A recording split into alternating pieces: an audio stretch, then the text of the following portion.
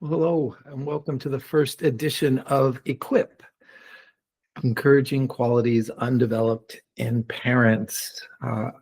In May of 2025, I was able to release the book Homegrown Disciples, and in the 4 months after that, I've been able to speak at family camps and retreats and charter schools and church events and be able to garner a lot of positive feedback about how we're supposed to be and operate as spiritual leaders. And what I wanted to do was write a book that was more show, don't tell, because there's a narrative that I think so many of us battle in raising kids is we feel like we should be doing a little bit more and we should be further along. And I want to interrupt that narrative. The narrative that would say you're stuck, or and if you feel stuck or dry, that something's wrong. I think, like any relationship, like any living organism, things go through growing seasons. And so I think you're in a growth process, and every season, especially in parenting, has new challenges as well as new joys. My name is David Sunday, and I wanted to be able to meet with you on at least a monthly basis. For this first year, after seeing the sport, I thought, what if I just planned a kind of a monthly session to just sit down with anyone who's reading the book, either as a family or as a small group, and be able to answer some of the questions. Now, rather than go through a chapter a month for 8 months, I thought, what if we think about it as doing a rhythm a month? I think one of the best ways that we can kill any vibe of a small group is insert curriculum or somehow just apply a book, and it's going to be lively. And there's nothing wrong with that. But I think there's something dynamic about being in community and doing something demonstratively, experientially. So I like to think of it as moving from the lecture hall to the laboratory, where we get to experiment with what it is we think is true about God, but what it is we're trying to apply to our home and our hearts. So again, the state of parenting, I think, is living with such full hearts, full lives, and limited bandwidth. So it's great until it's not. And I think most of us get by without getting better. So kudos to you for carving out a little time, reading a book, or asking some questions in trying to discover how you might be able to kind of situate yourself in a growth position.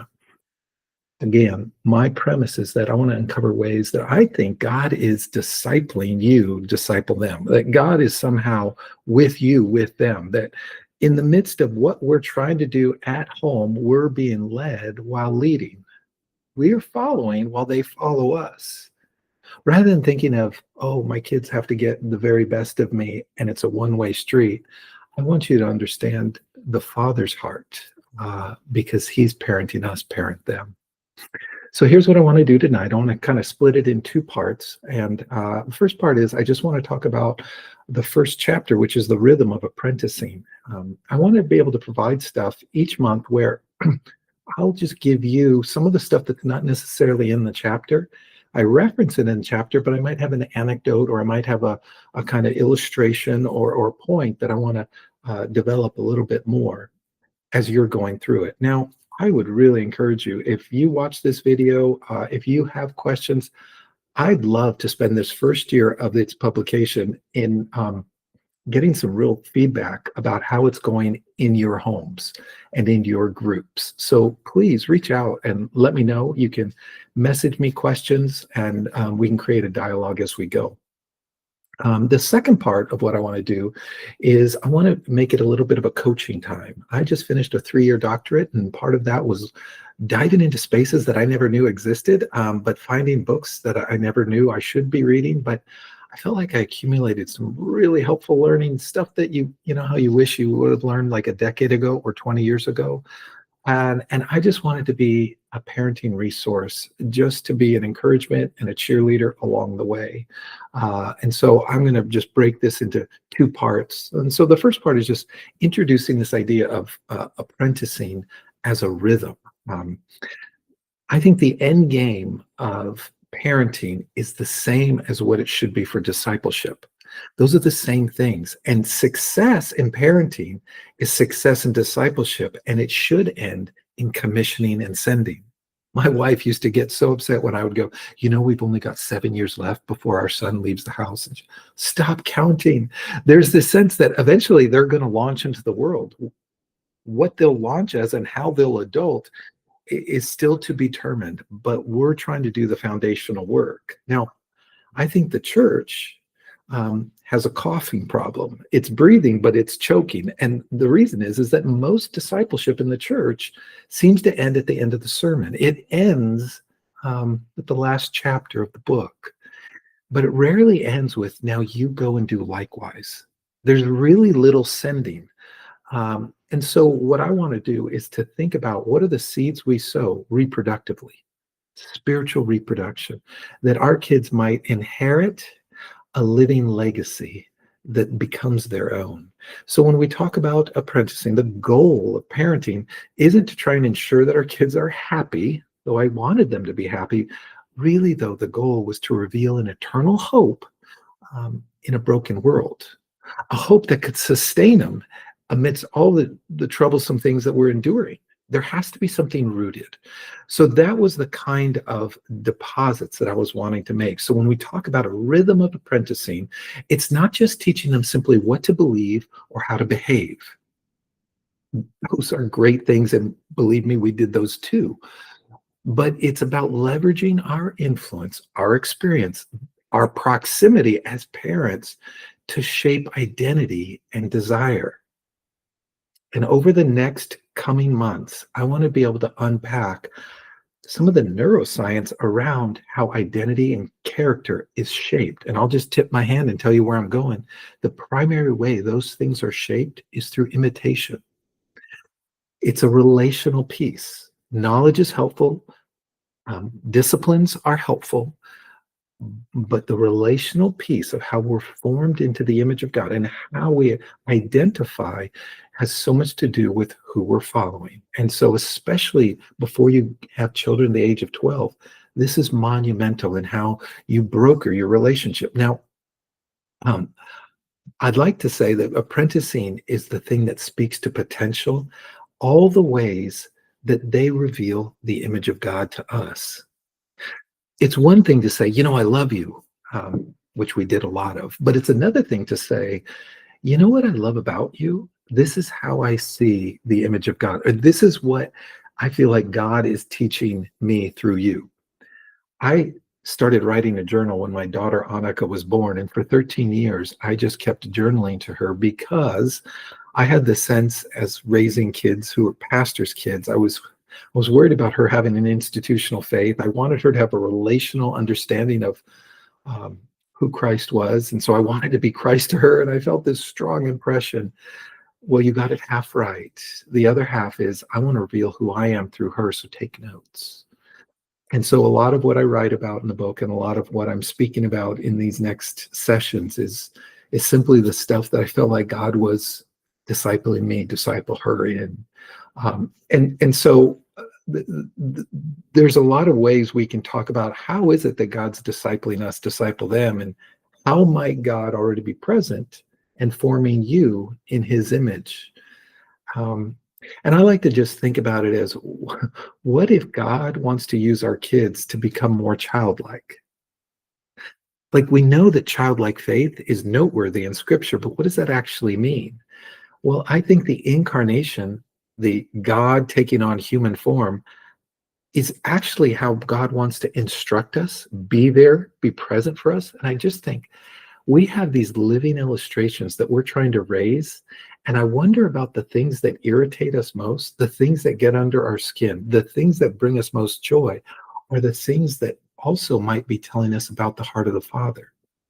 So one of the things I like to remind parents is, what about when we walk with our kids, especially if you have little kids, their pace, their gait is smaller than ours. But I wonder if we could start to walk at their pace, almost as a spiritual discipline, we could just slow ourselves and let some of the busyness be an act of resistance, because we're walking at our children's pace and God's with us in it. Or what if we began to savor awe moments and we jot them down? One of the things that seems to happen the older we get is the more cynical we become, the less trusting we become. The the less enamored we are, the less imagination we have.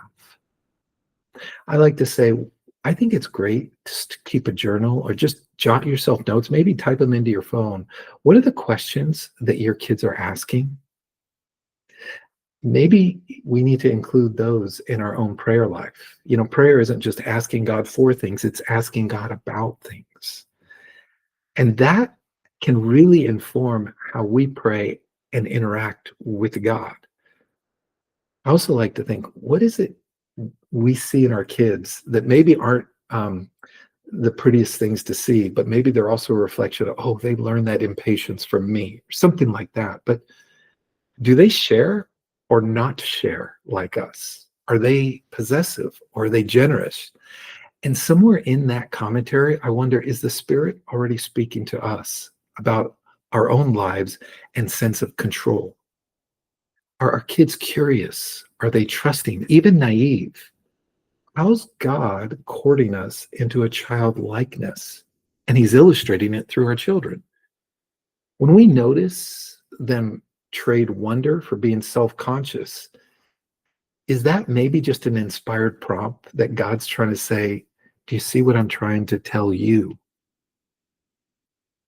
I want to just throw out a couple of questions because I think kids reveal all the ways that God is with us, with them. But maybe some of the questions that you can just think about, maybe you talk about them with your spouse, maybe you just share them in a small group. Um, was there a part in the chapter that helped you feel like you're doing more, uh, you're further along, or you're doing better than you might have thought? My hope in writing it was not just telling parents what they should be doing more of and doing better, but somewhere in the chapter there was a pat on the back that said, you're actually further along than you think. Um, I would also add, if you've ever felt like you've never been discipled, can I just say you're mostly normal? Uh, we read about Jesus's kind of covenantal and developmental relationship almost longingly, but it also feels a little odd to invite someone else to follow us. Well, our kids are already following us. Um, but it's very natural to not have the confidence. And I like to say that if we place so much emphasis on discipleship around knowledge, and I believe in good orthodoxy, but most Christians feel like, well, I don't know enough. If we place a lot of emphasis on right behaviors, spiritual disciplines, most Christians end up feeling like a little inadequate, like I should be doing more. Those things are valuable, but this is what we're talking about when we're talking about shaping desire, something more relational. We've taken the teachings of Jesus seriously, but we haven't always taken the methods of Jesus. That's why I want to talk about also what it means to raise kids and operate as spiritual leaders. But a couple more questions I would just throw out. Was there a quote or an idea that you highlighted that resonated or you circled as maybe a question? I'd love to hear about that. If you want to drop me an email or drop me a line, I would love to hear what you're processing, maybe as a married couple or as a small group. Um, the other thing I'd like to find out is, did any faces come to mind when you're reading this chapter on apprenticing about people who shaped your interest, your desire, your beliefs? Maybe it was a youth leader, maybe it was a coach, maybe it was a teacher, but they saw something in your blind spot, something that you didn't see, and they helped you see something. They gave you a nudge. They spoke to your potential. They saw something that you needed to give you the confidence to pursue it. Those are always fascinating, but I think those are just sort of divine revelations that we shouldn't minimize. But when we talk about apprenticing, it's not this one-way street. It's finding people who are further along, but it's also bringing people along. I love what Tim Elmore, the guy who discipled me, said. He says, David, you seem to have a really good foundation. There seems to be a really good Sunday school education. You seem like you came from a decent Christian home. I don't really want to teach you anything new. I just want to help you figure out ways to give away what you already have. He wasn't calling me to be more mature, but he was inviting me to grow. but give away something that was very personal. And I really appreciated that sentiment. I'll give you one other illustration that I think helps kind of frame this in, and it comes from my mom. I have this distinct impression of this relational apprenticing. Um, it was my fifth grade sense of justice, and I heard my teacher call out my best friend, Lauren Miller, for doing something that he did not do. And I felt it was my place to explain to her where she got it wrong. She was just wrong, and I needed to tell her. So I did. And she could care less about what I was saying. She just heard that I was calling her wrong. And she sent me to the principal's office for the day. This was at morning assembly, and I was not going to be allowed back in. Well, I had not done anything wrong. I had reported what was true.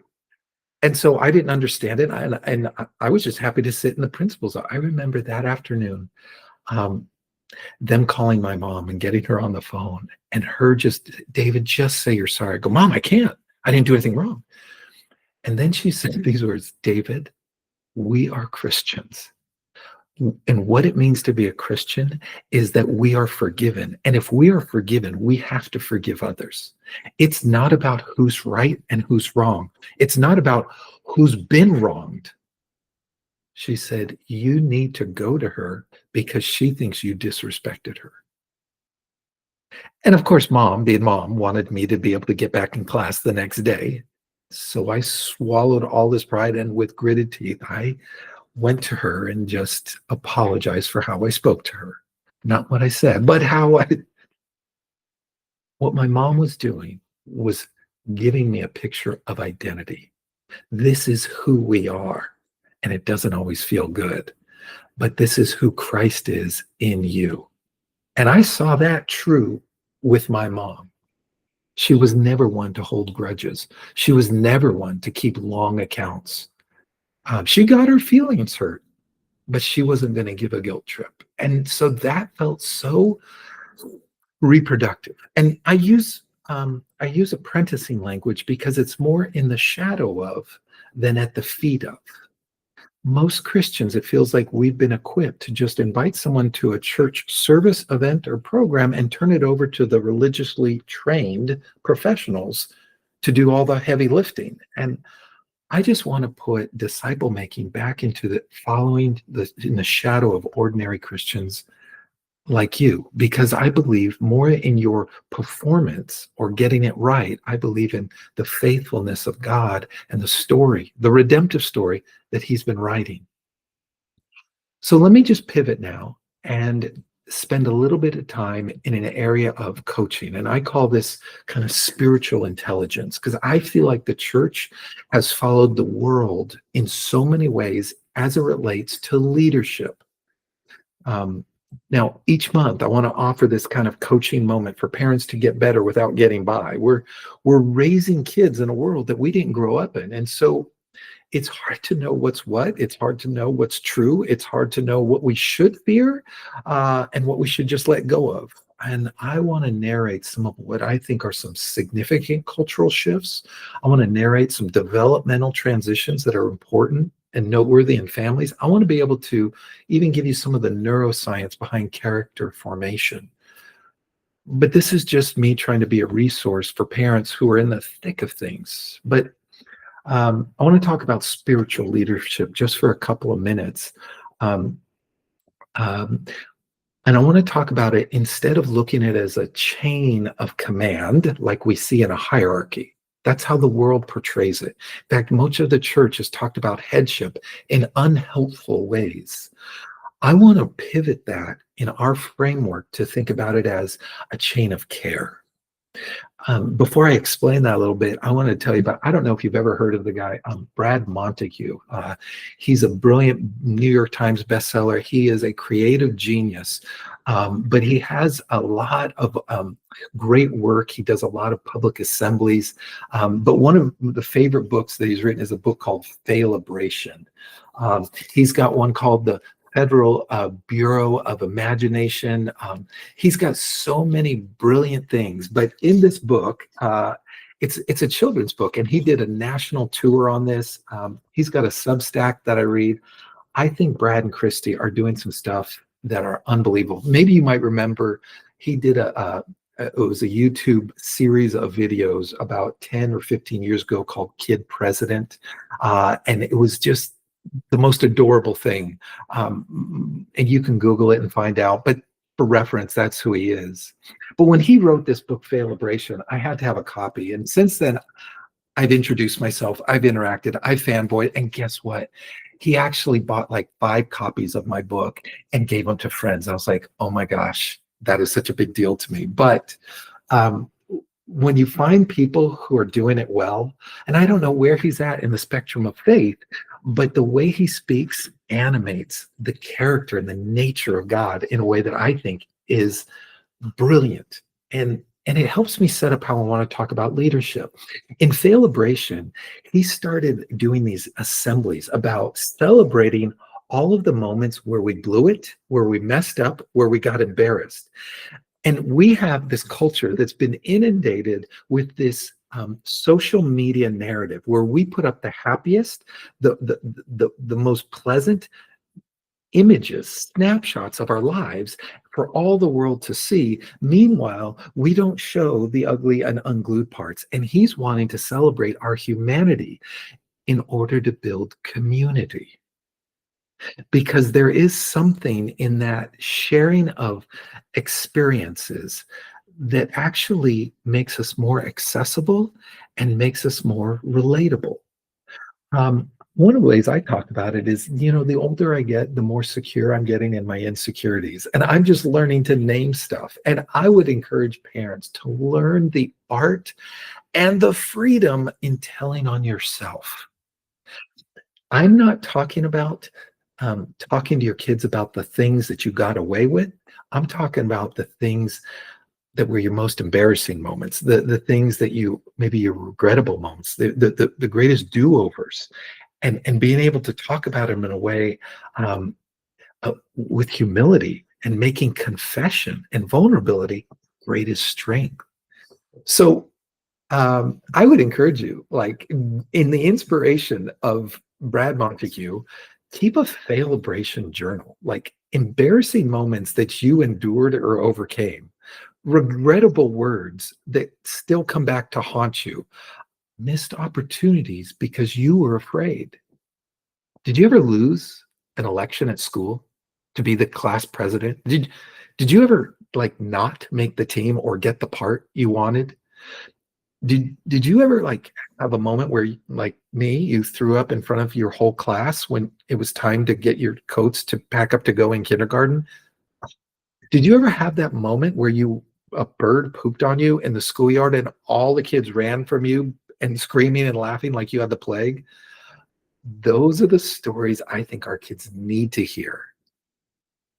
Because if we paint a picture of strength as strength, we almost make ourselves unrelatable.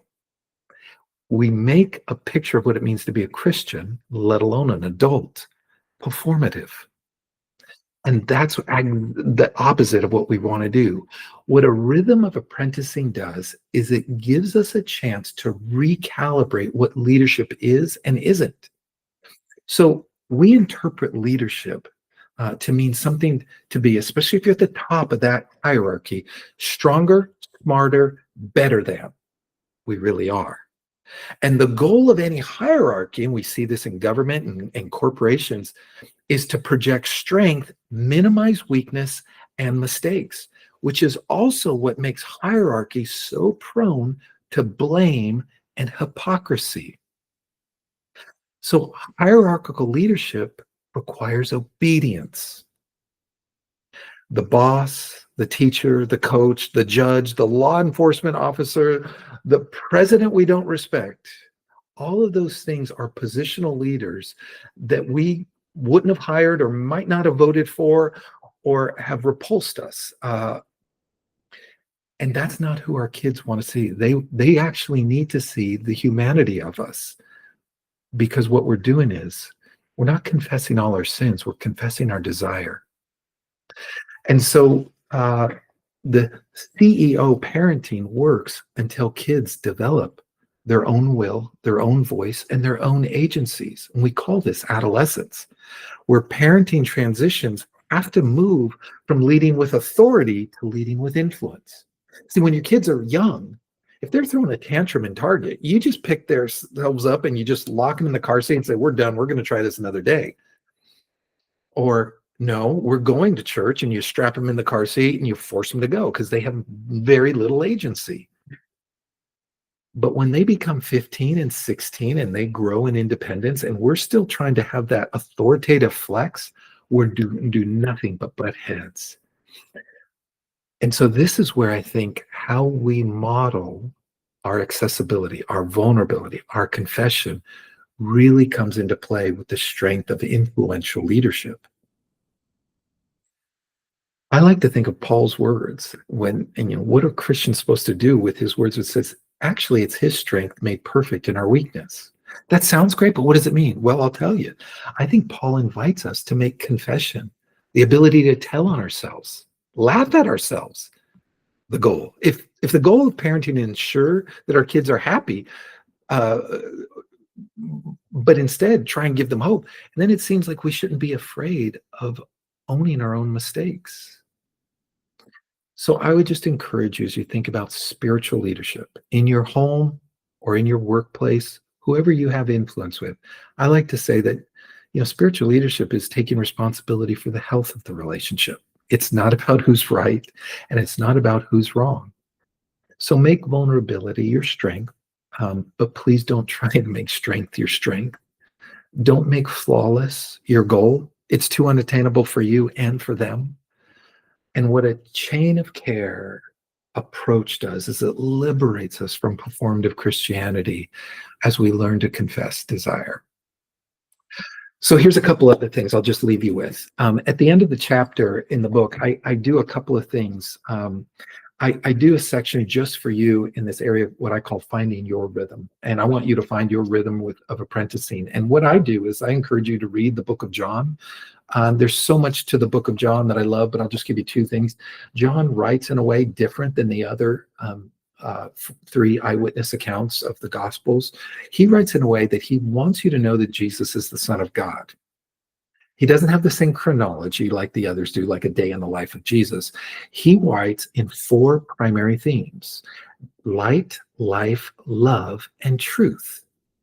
So I've gone through my Bibles and just highlighted in a different pencil color every time I saw those four, for God so loved the world, or I am the light of the world, or, I am the resurrection and life. All those things, I think, are part of how John wants you to understand how Jesus is, in fact, who he said he was, the Son of a living God. And that's who I want to identify with, create identity around. So as you read those, think about ways that Christ might have become light to you, how you can take the metaphor of life and God breathes new life into you after a season. Maybe you went bankrupt, or a divorce, or maybe it was a breakup. So how has he been truth to you? Those are teachable moments as we learn from his four metaphors of light, life, love, and truth. Now, the second part is John goes through 7 miracles. 7's not an arbitrary number. I have lots of suspicion about that being a very symbolic gesture to the creation story. But he starts with water to wine, which would have been at a wedding. And early Hebrew readers would have saw that as covenantal language. They would have married that, if you will, to Sinai and Moses and the covenant where God wed his people and said, I will be your God and you will be my people. But then he goes on to this second thing, and John even says, and this was the second miracle. And it's this moment of healing near-death sickness of the official's son that wasn't even present to do it, but the guy had enough faith to ask. Well, then there's a healing of a paralytic, and he wants to get into the well. And then there's the feeding of the 5,000. There's the walking on water episode, which he's calming the seas. He's healing blindness. And then ultimately, the 7th one is raising Lazarus. All miracles do is reveal to us the world that God actually intended. See, the world that you and I are living in, and this is really important for our kids to understand, is not the world that God intended. He created it, but sin interrupted everything. So when Jesus is doing miracles, oh, there's not supposed to be food insecurity. Oh, people are supposed to see. Oh, there's not supposed to be natural disasters. Oh, there's people that are supposed to have full use of their limbs. Yes, yes, there wasn't even supposed to be death a part of the human equation. Now we have a greater picture of what God's doing and restoring and repairing and inviting us to participate with Him. That's a really neat snapshot. And so maybe you can describe ways that God has healed you spiritually, emotionally, physically, relationally. Can you share how God gave you an appetite, a renewed hunger? Can you share moments where God delivered you, saved you from something? As you think about apprenticing your kids, draw from the ways God has been apprenticing, informing, and faithfully present with you. I promise you will be renewed and connecting the dots with those episodes with God's presence. The last thing I'll say is I kind of give you a DIY, a family lab to experiment. And one of the things that I think is great for everyone, every parent to learn is how to speak to potential, speak to God's image in each of them. And so I encourage you to just have a family date night. For our family, we did this regularly, especially when the kids were young. But we would find somewhere in Austin, Texas, that always has a really great food scene. And we would make it a night, and I would just prepare a few prompts. Now, I would prepare a few more statements before, but I would invite them to join in. And I included some at the end of the chapter, but we would just start going around and have intentional conversation like, hey, keep complete this sentence. Like, here's the top 10 things I love about you. Or I would say something like, I love you more than, and it would be like, a round of golf or uh, ice cream or I love you more than, and we would just go through what they knew were all my affections, but I wanted them to know that I loved them more than. It was just a silly but easy way to make sure I demonstrated affection. There might be some other ways where you say, because of you, here's what I'm learning. And that's what I tried to do with Annika's journal all along. But I would just encourage you as a family to not just make it a chapter a month, but to make it kind of a rehearsal, a laboratory. Experiment with that kind of developmental relationship. And I hope that's an encouragement for you. Please email me, text me your questions. I'd love to hear back from you as you begin this journey together. Thanks so much.